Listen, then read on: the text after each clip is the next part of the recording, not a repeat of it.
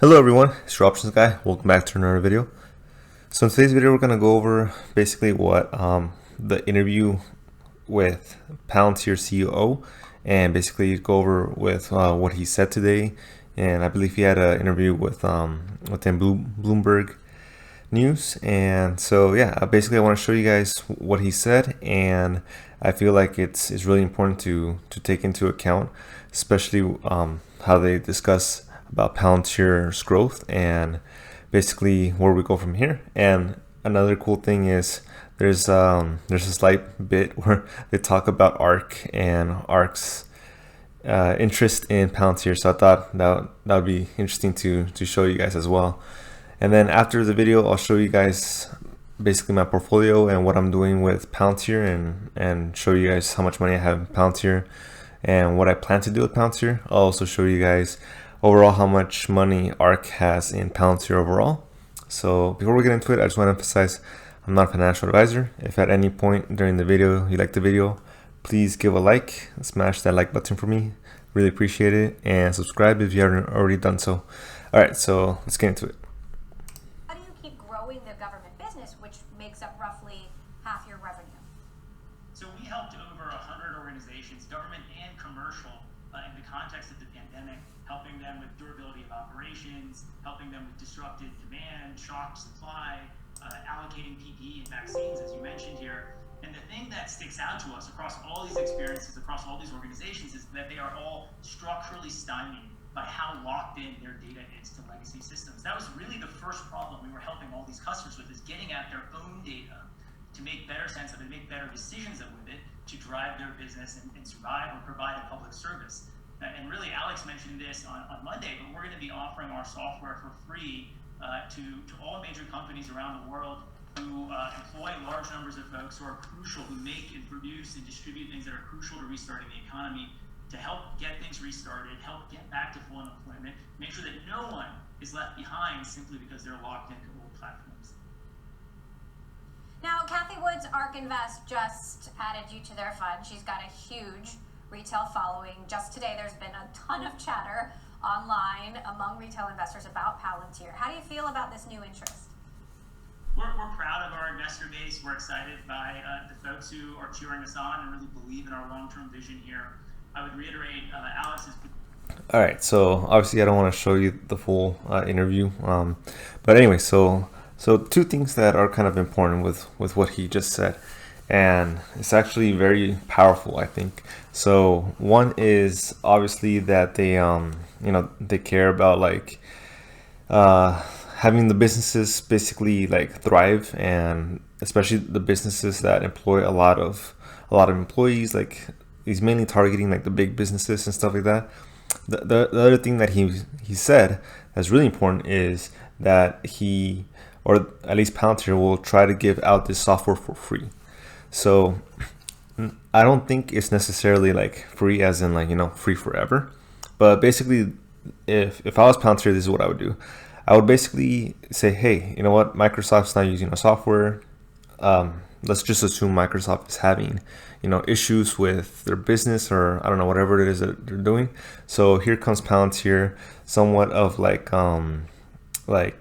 just being like a smart fox in a way, and like saying, here, this is our software, and we'll set it up for you, and then we'll basically, like show you guys the power of our software, and you'll basically end up becoming dependent of Palantir once you see and understand the power that Palantir has, and like what it could do for your business.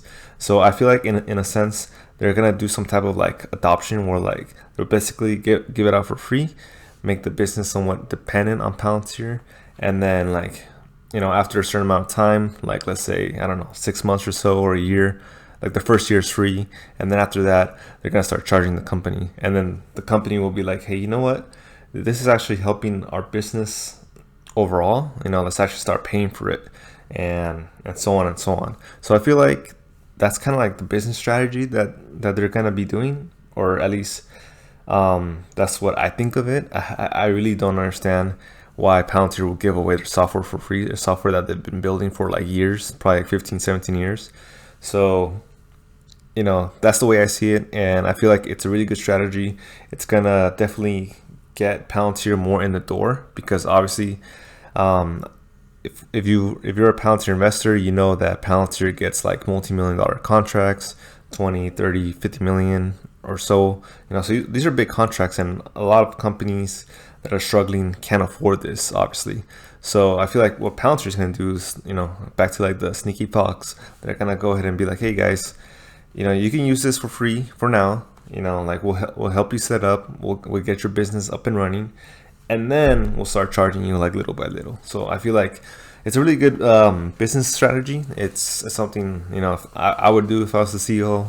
But yeah, so I just thought it was really key point, and maybe this goes into like why Palantir had a surge today. It had a 4% surge today, and then so as you can see here, basically, I have 700 shares Palantir. It had a nice surge, and then this is my overall portfolio. I have AYX, AMD, ARC, Workhorse. I'm playing some Workhorse, but as of right now, Workhorse has been kind of letting me down. But I still feel like it's gonna do well in short term future, at least for, you know, once they start talking about more EV this and EV that and within the politics side.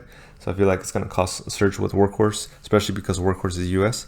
But yeah, so anyways, as you can see, I'm playing Palantir and Workhorse a lot right now.